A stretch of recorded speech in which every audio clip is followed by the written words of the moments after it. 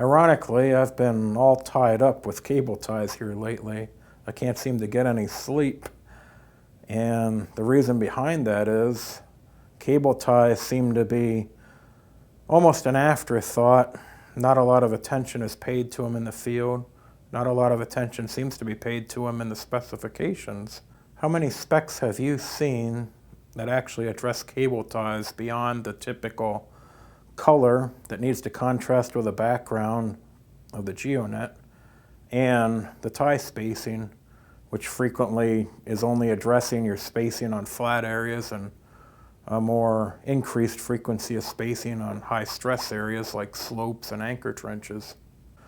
But yet, they seem to be an integral part of the system, not only as far as keeping geosynthetics tied together and doing their function through the placement of cover soils, but also as a safety concern. I've been thinking about 4 things that I've seen throughout my years of experience in the field with cable ties. Number 1 is the GEONET yield. Often GEONET will yield slightly before the cable tie breaks, but not always. And sometimes the ties will fail or break without any stress from the GEONET.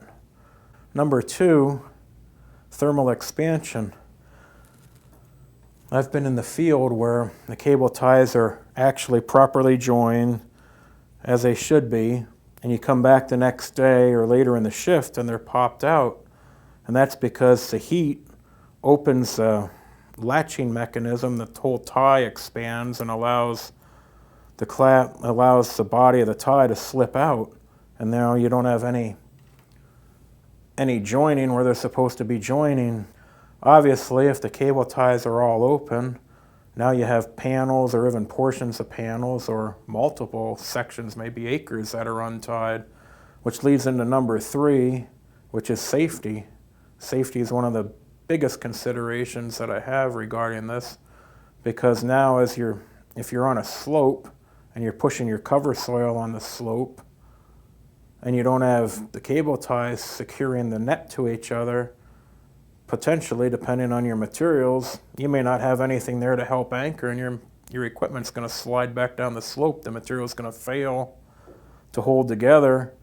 I've seen it firsthand in the field where these panels have slipped, and luckily there was no one on the slope below the equipment when these panels failed, or somebody could have been hurt. Number 4 is testing speed. If we develop a test, what testing speed do we test at? For instance, in a tensiometer, we test some coupons at 2 inches per minute, others at 20 inches per minute. Obviously, in a slope, sometimes you have the dozers or other equipment operating on top of the geosynthetics, and they're moving faster than they should be, stopping abruptly, making sharp turns. In that case, maybe it warrants a faster testing speed. These are all questions that I'm trying to pose, and is it time to have an industry-wide discussion on cable ties?